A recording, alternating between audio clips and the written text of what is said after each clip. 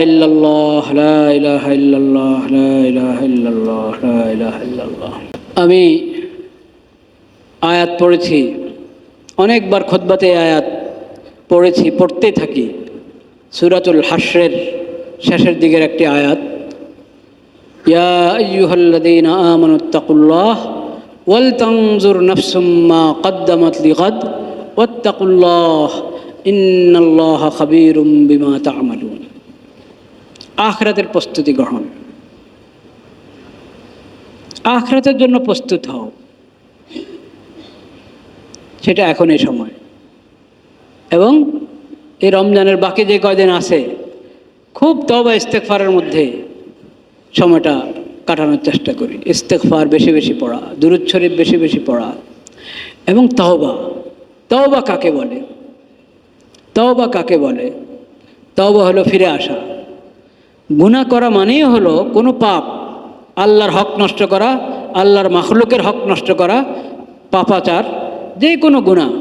গুনাহ করা মানেই হলো আমি উল্টা দিকে হাঁটা শুরু করেছি, আল্লাহর সন্তুষ্টির রাস্তা ছেড়ে অন্য দিকে হাঁটা শুরু করেছি। এখন আমার দায়িত্ব হলো তওবা করা। তওবা মানে হলো ফিরে আসা, আবার পথে আসো, পথে আসো, আল্লাহর সন্তুষ্টির রাস্তায় আসো। তওবা মানেই ফিরে আসা। কোত্থেকে ফিরে আসবো? মানে আমি তো উল্টা পথে হাঁটা শুরু করেছি। কোনো পাপের কাজ করা মানেই উল্টা দিকে হাঁটা। মুসলিম মুমিন তো জান্নাতের দিকে হাঁটবে, জান্নাতের রাস্তায় চলতে থাকবে। গুনাহ করা মানে সে জাহান্নামের রাস্তার দিকে হাঁটছে, আল্লাহর সন্তুষ্টির রাস্তা ছেড়ে আল্লাহর নাফরমানির রাস্তার দিকে চলছে। তার দায়িত্ব দ্রুত ফিরে আসা, আবার সঠিক রাস্তায় আসো, তওবা করো। তওবা মানেই সঠিক রাস্তায় ফিরে আসো, সঠিক রাস্তায় ফিরে আসো। শুধু ইস্তেগফার, আস্তাগফিরুল্লাহ, আস্তাগফিরুল্লাহ, হ্যাঁ, আল্লাহ আমি ক্ষমা চাই, ক্ষমা চাই বললাম, ফিরে আসলাম না, রাস্তা পরিবর্তন করলাম না, তাহলে তওবা হবে? ইস্তেগফার তওবাবিহীন, এটা কোনো এক পর্যায়ে গিয়ে এটা উপহাসের মতো হতে পারে। উপহাস, সরি সরি বলছি, কিন্তু আমার আচরণ পরিবর্তন করছি না আমি। আল্লাহর সঙ্গে এটা চলে, মানুষের সঙ্গে তো এটা চলে না। এই জন্য ভাই, ইস্তেগফার এবং তওবা, ইস্তেগফার এবং কি তওবা দুইটা একসাথে। আস্তাগফিরুল্লাহাল্লাযী লা ইলাহা ইল্লা হুয়াল হাইয়ুল কাইয়্যুম ওয়া আতুবু ইলাইহি। দেখেন, ইস্তেগফারের যেই দোয়া শিখিয়েছেন নবী করিম সাল্লাল্লাহু আলাইহি ওয়াসাল্লাম, দোনো কথা একসাথে। আস্তাগফিরুল্লাহ, আমি আল্লাহর কাছে ক্ষমা চাই, ক্ষমার প্রার্থনা করি, আল্লাহ আমাকে ক্ষমা করে দেন। আল্লাহ একমাত্র মাবুদ, আল্লাহ ছাড়া কোনো মাবুদ নেই, যিনি ছাড়া কোনো মাবুদ নেই, সেই রব্বুল আলামিনের দরবারে আমি মাগফিরাতের প্রার্থনা করি, ক্ষমা প্রার্থনা করছি। ওয়া আতুবু ইলাইহি, এবং আমি তার কাছে ফেরত আসছি, ফিরে এসেছি।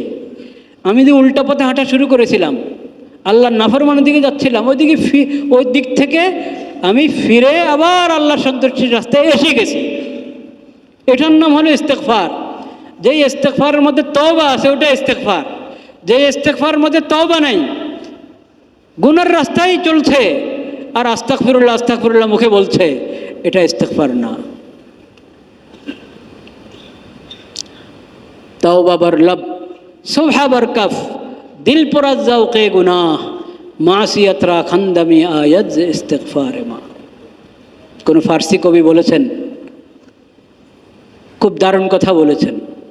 মুখে বলছি আস্তাগফিরুল্লাহ, মুখে বলছি তওবা তওবা, হাতে তাসবিহ আছে, দিল পুরা যাওকে গুনাহ, কিন্তু আমার দিল, আমার 24 ঘন্টার আচরণ গুনাহ আর গুনাহ, পাপ আর পাপ। তো কেমন হলো?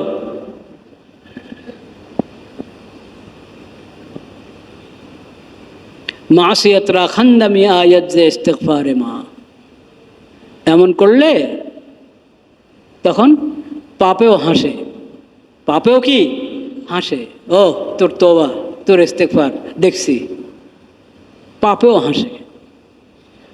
তো পাপকে আমি কি হাসতে দিব আমার উপর? না। এজন্য আমার তওবার সঙ্গে ইস্তেগফার থাকবে, আমার ইস্তেগফারের সঙ্গে কি থাকবে? তওবা থাকবে। ফিরে আসো, যা হয়ে গেছে ওটার উপর লজ্জিত হয়ে ওটা ত্যাগ করো এবং সামনের জন্য প্রতিজ্ঞাবদ্ধ হও আল্লাহর কাছে যে আল্লাহ আর এই পাপ করব না, কোনো পাপ করব না। আপনি আমাকে তৌফিক দান করেন, হিম্মত দান করেন, সাহস দান করেন, আমার তওবা যেন খাঁটি হয় সেই তৌফিক আমাকে দান করেন।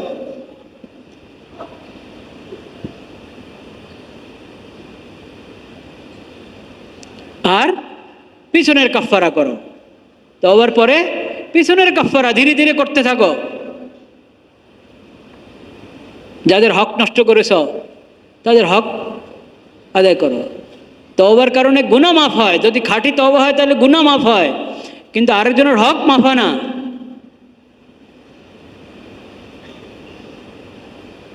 কোনো ব্যক্তির, কোনো খানদানের, কোনো পরিবারের কারো কোনো হক আমি নষ্ট করে থাকলে, আত্মসাদের মাধ্যমে হক নষ্ট করেছে, ঋণ আদায় করে নাই সেভাবে হক নষ্ট করেছে, মিরাস আদায় করে নাই সেভাবে হক নষ্ট করেছে, আর কষ্ট দিয়েছে, মারপিট করে কষ্ট দিয়েছে, গালমন্দ দিয়ে কষ্ট দিয়েছে, সব হক। এসব হক এমন যে এগুলোর কারণে আখিরাতে নেকি হারিয়ে ফেলবো, আমি নেকি হারিয়ে ফেলবো।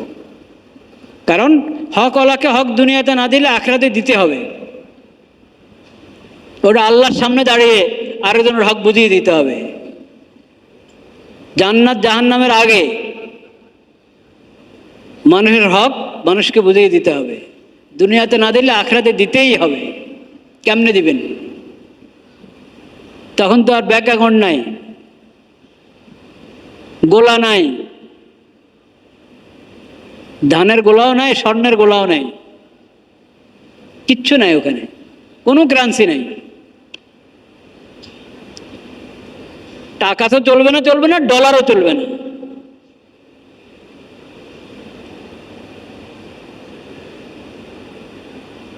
তো কোনো কারেন্সি নাই, কোনো মুদ্রা নাই, কিছু নাই, কি দিয়ে আদায় করবেন আমল? আপনার যা নেকামল আছে ও নেকামল নিতে থাকবে। এখন একবার আরেকজনের গীবত করছি, ওটা তার কাছে ক্ষমা চেয়ে ঠিক করে নি নাই, একজনকে খামাখা একটা থাপ্পড় মারছি, খামাখা গালি দিয়েছি, ওটার জন্য আমার নেকি নিয়ে যাবে। এখন কি পরিমাণ জুলুম এর বদলায় কত নেকি নিবে সেটা আল্লাহ জানেন।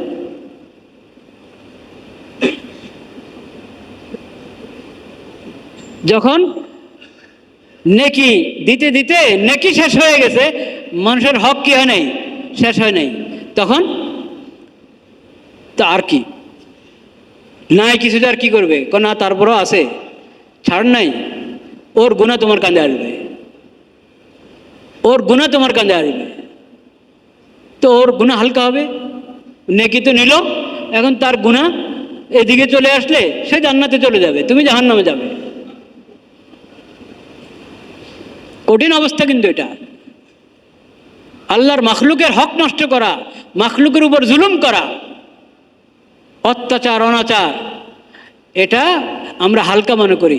হালকা না, এটা জুলুমাতুন ইয়াউমাল কিয়ামা, কিয়ামতের দিন এটা অন্ধকার আর অন্ধকার, তোমাকে ধ্বংস করতেই থাকবে। এটা সব নেকি নিয়ে, যখন নেকি নাই, তার গুনাহ তোমার কাছে আসতে থাকবে, এখন আর তোমার জান্নাতে যাওয়ার কোনো উপায় নেই। ফাউলকিয়া ফিন্নার, ঠেলে জাহান্নামে নিক্ষেপ করা হবে। সেজন্য ভাইয়েরা আমার, তওবা করি দিল থেকে যে কারো হক নষ্ট করব না, কারো উপরে জুলুম করব না। যা নষ্ট করেছি ওগুলো আদায় করা, ধীরে ধীরে আদায় করার চেষ্টা করব। আদায় করার ব্যবস্থা নাই, হাতে পায়ে ধরে মাপ নেওয়ার চেষ্টা করব। এটা তওবা। তওবা শুধু মানে গুনাহ ছাড়ো, পিছনের জন্য লজ্জিত হয়ে আল্লাহর দরবারে কান্না করো এবং সামনের জন্য প্রতিজ্ঞাবদ্ধ হও, গুনাহ ত্যাগ করো, নগদ ত্যাগ করে সঠিক রাস্তা চলা শুরু করো। আর পিছনের জিন্দেগির কাফফারা করো। দুই রকম, আল্লাহর হক নষ্ট করেছো ওটার কাফফারা করো, বান্দার হক নষ্ট করেছো ওটার কাফফারা করো। এরকম খাঁটি তওবার চেষ্টা করি আমরা এই রমজানে, ওইরকম খাঁটি তওবা নিয়ে যাতে রমজান বিদায় নেয় আমাদের কাছ থেকে, সেই চেষ্টা করি। আল্লাহ তাআলা তৌফিক দান করেন।